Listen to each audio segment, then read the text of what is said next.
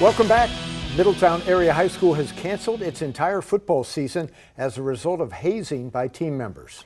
The district superintendent released a statement yesterday saying in part, quote, "We have obtained additional videotape showing another Middletown Area High School football hazing incident which took place inside our heat acclimation room.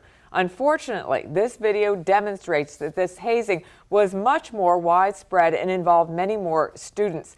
In light of this, we have made the decision to cancel the 2022 football season." So with the schedule already set, the cancellation will impact everyone on the Blue Raiders schedule. Mike.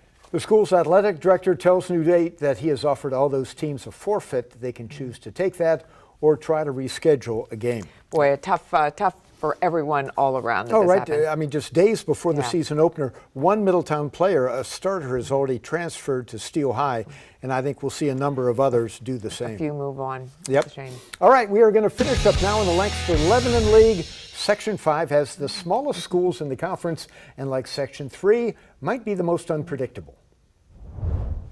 There's two big changes at Columbia. The first is the coach, Brady Mathias. The 25-year-old is the youngest coach in the league. The second, a switch from lighted-up scoreboard exploding offense to defense. I'm a defensive-minded guy. That's kind of been where I've fallen in on all the staffs I've been on at Hempfield and at Columbia, and it's just kind of carried over into the way that I, my coaching style as a head coach. The Crimson Tide must replace record-setting All-State quarterback Robert Footman, who accounted for 50 touchdowns last season as the Tide won its first section title in 19 years. Envo Cleona's excited about dropping down to Double-A this year. The Dutchmen welcome back most of their starters on both sides of the ball, including Alex Long, a two-way standout who's looking forward to his final year. Let's just play the game like what we grew up just loving this game and just playing it for fun and just having a blast with it this for one last year. Coach Matt Gingrich has a steady, if not spectacular, squad. They're good at a lot of things, not great at anything. So it will be interesting to see. I think we have a lot of variation that we can do. Lancaster Catholic made the postseason despite a losing record.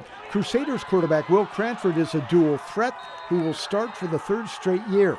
And he should enjoy more protection this time around. For the first time, I feel like we not only have a good group of five, but we have a couple other guys that are really pushing for playing time as well. It appears Northern Lebanon has turned things around. The Vikings made districts after going winless in 2020.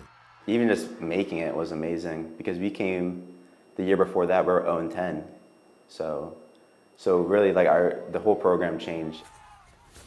Now Hamburg earned its first ever playoff win last season, and the Hawks have the best returning quarterback in the section in Xander Menepace. They will challenge for the title.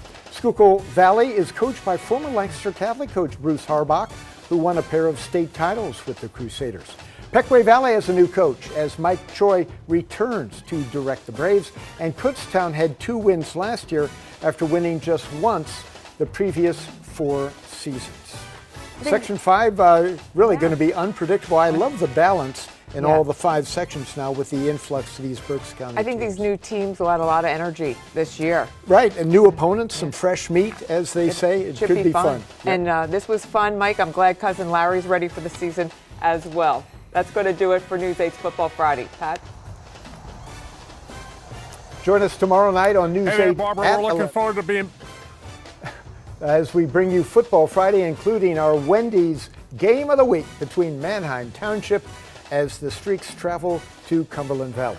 We have a baker's dozen of matchups from all 3 leagues we covered tonight, so be sure to tune in to Football Friday tomorrow night, 11:15, right after the first 11 at 11. From the entire Football Friday crew, thanks for watching our Football Friday primetime special. Have a dynamite season. We'll see you tomorrow night on opening night.